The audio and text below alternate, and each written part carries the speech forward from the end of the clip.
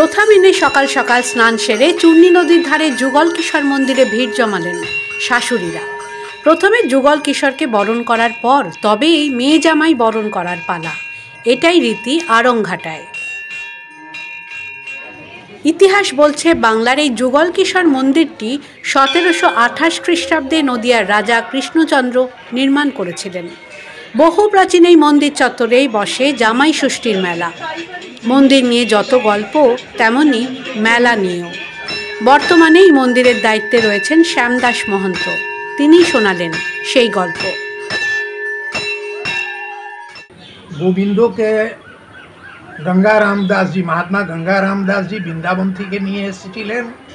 আর বিভিন্ন জায়গা ঘুরে বেরিয়ে এসে এই বকুলতলায় উনি রাত ঠাঁই নিলেন। নেওয়ার পরে স্বপ্ন পেয়েছেন কি আমি এখানেই থাকবো, এখানে সেবা পূজা করো। কৃষ্ণনগর মহারাজা কৃষ্ণচন্দ্রের ওখানে রাধারানী আছে, ওনাকে নিয়ে এসে এখানে প্রতিষ্ঠা করে আমাকে এখানেই পুজো করো, আমি এখানেই থাকবো। কিন্তু মহারাজের কাছে গিয়ে ফিরে আসতে হয় তাকে। মহারাজ তাকে জানিয়ে দেন তার মন্দিরে যুগলে রয়েছেন রাধারানী, তাদের আলাদা করা যাবে না। ফিরে আসার পর আবার রাতে স্বপ্ন দেখেন মহর্ষি গঙ্গারাম দাস।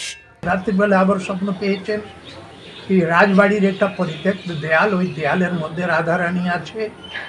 আর ওই দেয়ালের উপরে দেয়ালের মধ্যে চুনের দাগ দেয়া আছে। সে দাগের ওখানে দেয়াল ভাঙলে রাধারানী বেরোবে। ওই রাধারানীকে মহারাজা কৃষ্ণ মেয়ে বলে যুগল কিশোরকে দান করলেন।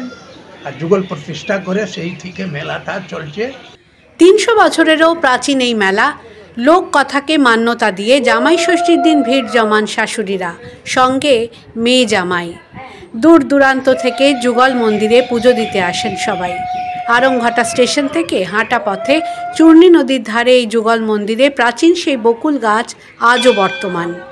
জামাই মেয়ের মঙ্গল কামনায় শাশুড়িরা প্রথমে যুগল কিশোরকে বরণ করার পর মেয়ে জামাইকে বরণ করেন। হয়তো আগের জৌলুস নেই, কিন্তু ঐতিহ্য আর সাবেকিয়ানায় এখনও অনন্য আড়ংঘাটার জামাই ষষ্ঠীর মেলা। The world bureau. আপনার প্রিয় মেলায় কাঁচ প্লাস্টিক ফাইবার পছন্দ হবে সবার। আরও আছে